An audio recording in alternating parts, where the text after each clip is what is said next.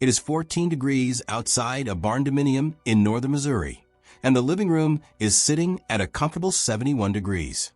There is no furnace cycling on and off, no baseboard heaters glowing red, no ductwork pushing air through a vent you can hear from across the room.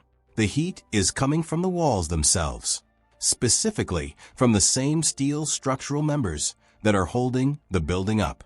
This is not a gimmick, and it is not a theoretical concept from an engineering journal.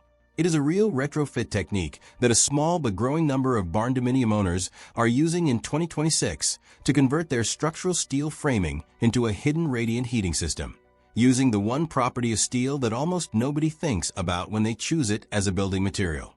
Steel conducts heat roughly 400 times more efficiently than wood. That single fact is the entire foundation of what I am about to show you. Most Barndominium owners think of their steel frame purely as structure. In 2026, an increasing number of builders and retrofitters are treating it as something else entirely, a built-in heat distribution network that was sitting there the whole time, completely unused. In this video, I'm going to show you exactly how this system works, what it costs to install in 2026, which Barndominium configurations it works best on, and the one design mistake that turns a brilliant heating upgrade into an expensive callback. Stay to the end. That last section is the difference between a system that works for 15 years and one that fails in the first cold snap. Subscribe right now if you own or are building a Barndominium. Heating strategy, build decisions, and honest cost breakdowns every single week. Let's start with the actual physics, because this is what makes the entire concept work, and it is simpler than it sounds. Thermal conductivity measures how efficiently a material moves heat through itself. Structural steel has a thermal conductivity of approximately 45 watts per meter Kelvin. Wood framing lumber sits around 0.12 watts per meter Kelvin. That means steel conducts heat through its mass somewhere between 300 and 400 times more efficiently than the wood studs used in a conventional home. Why this matters? In a traditional radiant heating retrofit, installers fight against the insulating properties of wood and drywall to get heat to spread evenly across a surface. In a steel-framed Barndominium, the structural members themselves act as a built-in heat-spreading network, distributing warmth across purlins, girts, and wall studs far faster and more evenly than any wood-framed equivalent. This is the same principle used in radiant floor heating with embedded hydronic tubing, except instead of pouring heat into a concrete slab, you are introducing it directly into the structural steel skeleton that already runs through every wall and ceiling of a Barndominium. The steel becomes the radiator. Your walls become warm to the touch, not hot, just consistently, gently warm. And that warmth radiates into the living space the same way a radiant floor does, just vertically and overhead instead of underfoot. This only works because Barndominiums are framed in continuous structural steel. A stick-built home with steel studs spaced 16 or 24 inches apart and isolated from each other does not have the continuous conductive network that a Barndominium's purlin and girt system provides. This is a Barndominium-specific advantage, not a universal one. Here is the actual mechanical system, component by component. Component 1, the heat source. Most 2026 installations use either a high-efficiency condensing boiler or an air-to-water heat pump to heat water to a relatively low temperature, typically 100 to 130 degrees Fahrenheit, much lower than a conventional baseboard system, because steel transfers heat so efficiently that you do not need high water temperatures to get effective output.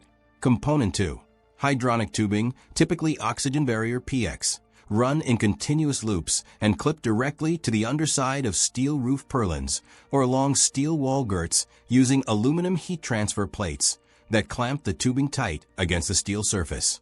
The aluminum plate is critical.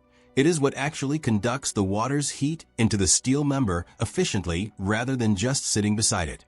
Aluminum heat transfer plates, typically extruded aluminum channels that the PX tubing snaps into, cost $4 to $8 per linear foot installed in 2026 and are the single component most DIY installers skip to save money. Skipping them reduces heat transfer efficiency by 30 to 50% according to radiant heating industry testing. This is not the place to cut corners. Component 3, a distribution manifold, usually wall-mounted in a mechanical closet, that splits the heated water into multiple zoned loops, one loop per major room or area, each with its own circulator pump and thermostat control, so you can heat your living room while leaving an unused guest loft cooler. Component 4. Zone thermostats. In 2026, most installations use smart wireless thermostats that allow zone-by-zone control from a phone app, with the ability to set back temperature in unoccupied zones to reduce running cost further. For a typical 2,000 to 2,400 square foot single-story barndominium, here is the honest 2026 cost breakdown. Heat source. Condensing boiler sized for the structure, $4,500 to $8,000 installed. Air-to-water heat pump alternative, $7,000 to $12,000 installed, but with significantly lower operating cost in moderate climates and eligible for federal energy efficiency tax credits in most states through 2026. Tubing, plates, and manifold. PX tubing and aluminum transfer plates for a 2,200 square foot structure, $3,800 to $6,200. Distribution manifold with 4 to 6 zones, $900 to $1,600. Insulation backing. Reflective insulation installed behind the tubing run, directing heat into the room rather than out through the roof or wall assembly, $1,200 to $2,400 for a typical barndominium envelope. This is not optional. Without it, you are heating your attic space and your living room equally, which defeats the purpose. Total installed cost for a complete system in 2026 runs $11,500 to $20,000 depending on heat source choice, structure size, and number of zones. As a retrofit into an already finished barndominium, expect the higher end of that range because of the labor required to access purlins and girts behind existing ceiling and wall finishes. Build phase advantage. Installing this system during initial construction, before ceilings and interior wall panels are closed, costs 35 to 45% less than retrofitting into a finished structure. If you're still in the planning phase of your barndominium build, this is the single biggest cost lever available to you on this entire project. This system is not universally ideal for every barndominium, and being honest about that upfront saves you a wasted consultation call. Best case scenario. A single-story or two-story barndominium with exposed or accessible steel purlins along the ceiling, continuous wall girts, and an open or semi-open floor plan. The more continuous, accessible steel you have, the more efficient and less invasive the installation. Difficult scenario. A barndominium with finished drop ceilings already installed, heavily compartmentalized rooms with multiple interior partition walls breaking up the structural steel continuity, or spray foam insulation already fully encapsulating the purlins in a way that would require removal and reinstallation to access them. If your barndominium ceiling is already finished with drywall or tongue-in groove paneling, this is still possible. But you are looking at the higher end of the cost range and a more invasive installation process. Get an honest assessment from an installer before assuming this is a simple weekend retrofit. It is not if your ceiling is closed. Climate also matters. This system performs exceptionally in moderate to cold climates with a genuine heating season, the Midwest, the Mountain States, the Upper South. In climates with minimal heating demand, the upfront cost takes meaningfully longer to justify against a simpler heat pump or mini-split system.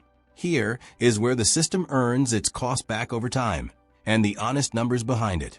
Radiant heating systems operate at lower water temperatures and run for longer, steadier cycles rather than short, intense bursts the way forced air furnaces do.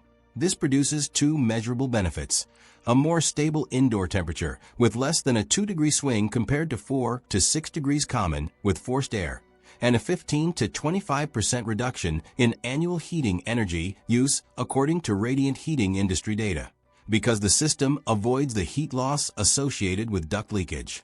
A forced air system commonly loses 20 to 30% of conditioned air through ductwork before it ever reaches a room. Real numbers: 2,200 square feet Barndominium, moderate cold climate. Forced air propane furnace average annual heating cost, $1,800 to $2,600. Steel radiant system with air-to-water heat pump, $1,100 to $1,700 annual operating cost. Savings of $500 to $1,000 per year translates to a payback period of 12 to 20 years on the cost premium of the Radiant system versus a standard forced air install. Longer than some other upgrades on this channel, but the comfort difference is immediate from day one, not deferred. The comfort factor deserves real weight here, even though it does not show up on a spreadsheet. Radiant heat warms surfaces and the people in the room directly, rather than heating air that then rises and stratifies. Most owners report the room feeling comfortable at a thermostat setting 2 to 3 degrees lower than they would need with forced air to feel equally warm, which itself reduces operating cost further beyond the efficiency numbers above. I told you at the top this section was the difference between a system that runs for 15 years and one that fails fast. Here it is. Steel surfaces that fluctuate in temperature inside a humid building envelope are vulnerable to condensation, the exact same physics that makes a cold glass of water sweat on a humid day.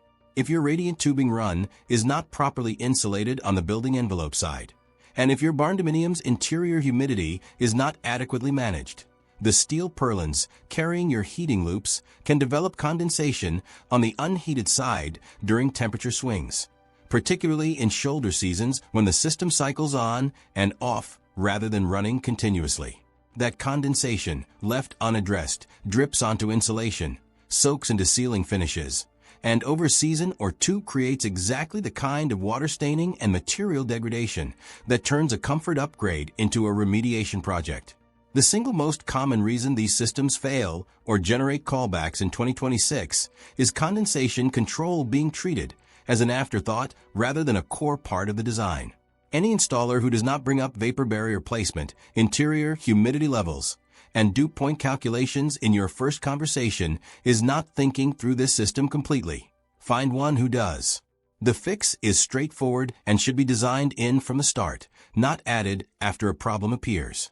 A continuous vapor barrier on the warm side of your insulation, correctly sequenced relative to the radiant tubing and transfer plates, combined with a whole structure dehumidification target of 35 to 45% relative humidity during heating season, eliminates the condensation risk almost entirely. Protection strategy. Before installation begins, have your installer run a dew point calculation for your specific climate zone, insulation R value, and target indoor humidity.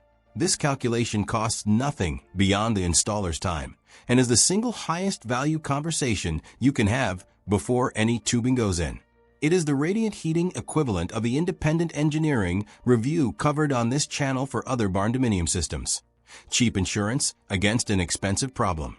This is a genuinely smart use of a building material property that almost nobody accounts for when they choose steel framing.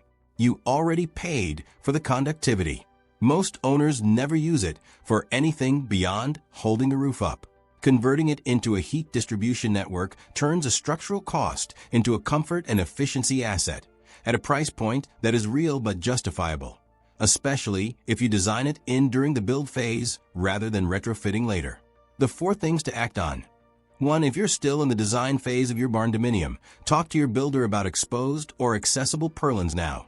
This single decision determines whether this upgrade costs you $11,000 or $20,000 later. 2. Do not let anyone install this system without aluminum heat transfer plates. That cut corner costs you 1/3 of your system's efficiency. 3. Demand a dew point and condensation calculation specific to your climate and humidity targets before any tubing is installed. For if your climate has a genuine multi-month heating season, run the real numbers on operating cost savings against your specific energy prices before deciding between a boiler and an air-to-water heat pump as your source. If this video showed you a use for your Barndominium steel that you had never considered, that is exactly why this channel exists. Like this video if it gave you a genuinely new way to think about your Barndominium steel frame. Subscribe. Barndominium heating, build strategy, and honest cost breakdowns every single week. Comment, what climate zone are you building in? And is your ceiling purlin still exposed or already finished? I read every comment.